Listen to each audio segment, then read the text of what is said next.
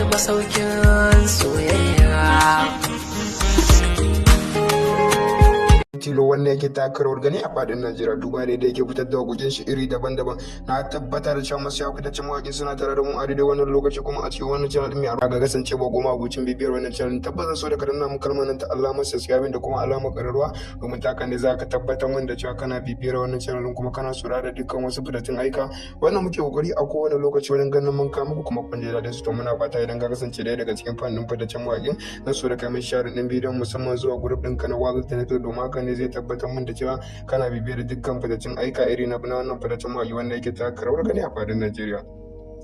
To ina roƙon musu fitaccen mawaƙi wanda suke bibiyar wannan channel mai albarka su ci gaba da yin share da commenting da liking a cikin channel din domin haka ya kara tabbatar mana da cewa kuna bibiyar channel din kuma kuna sauraron dukkan wasu fasiyan aika iri daban-daban wannan muke kokari wajen ganin mun kawo muku kuma kun ji daɗin su kun yaba da su to muna kare muku godiya don share da commenting da liking din.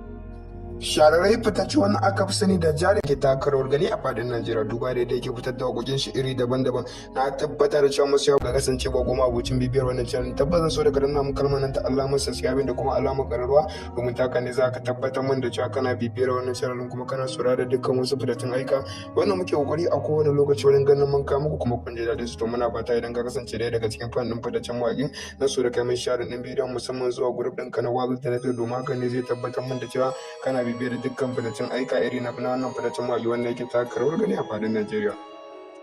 Ina roƙon masu fitaccen mawaƙi wanda suke bibiyar wannan channel mai albarka su ci gaba da yin share da commenting da liking a cikin channel din domin haka ya ƙara tabbatar mana da cewa kuna bibiyar channel kuma kuna sauraron dukkan wasu fasiyan aika iri daban-daban wannan muke kokari wajen ganin mun kawo muku kuma kun ji daɗin su kun yawa da su to muna ƙara muku godiya shararrai fitar da wakokin shi iri daban-daban. Na tabbatar da cewa masu fitaccen mawaƙi suna tare da mu a daidai wannan lokaci kuma a cikin wannan channel ce ba goma abocin bibiyar wannan channel tabbata so da ka danna mun kalmar nan ta alamar subscribe da kuma alamar ƙararrawa domin ta ne za ka tabbatar min da cewa kana bibiyar wannan channel kuma kana saurara da dukkan wasu fitattun aika wannan muke kokari a kowane lokaci wajen ganin mun kawo muku kuma kun ji daɗin su to muna fata idan ka kasance ɗaya daga cikin fannin fitaccen mawaƙin na so da kai mai share ɗin bidiyon musamman zuwa group ɗinka na waƙar da ta domin haka ne zai tabbatar min da cewa kana bibiyar dukkan fitaccen aika iri na wannan fitaccen mawaƙi wanda yake taka rawar gani a fadin Najeriya.